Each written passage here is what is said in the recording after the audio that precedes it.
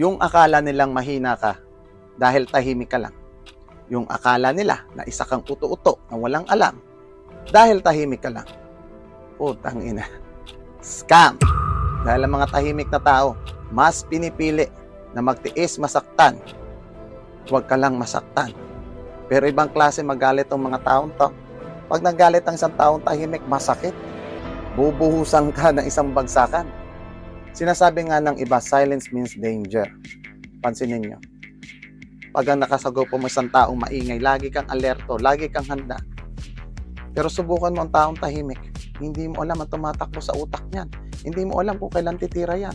Halimbawa, sa taong nagkasala, sa lahat na nagkasala, alam mo na may kasalanan ka. Tapos gigisahin ka ng isang babaeng maingay. Hindi pa nagsasalita si babae, meron ka ng paliwanag dahil alam mo na kung ano mangyayari.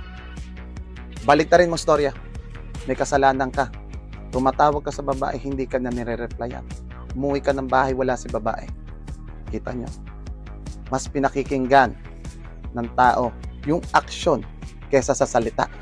Sa madaling salita, mas natatakot ang lalaki pag ang babae nanahimik na. Kaya sa isang relasyon, pag nakita nyo isang tao biglang nanahimik, merong problema. Ang problema lang, kailangan alam mo kung kailan mapupuno yan dahil umaalis na walang paalam yan pag napuno at hindi mo maabutan. Laging tandaan, hindi lang alpha ang laging malakas, magaling, maraming alam. Ibahin ang mga sigma. Lahat nakikita, lahat naririnig, maraming alam, hindi lang pinapaalam.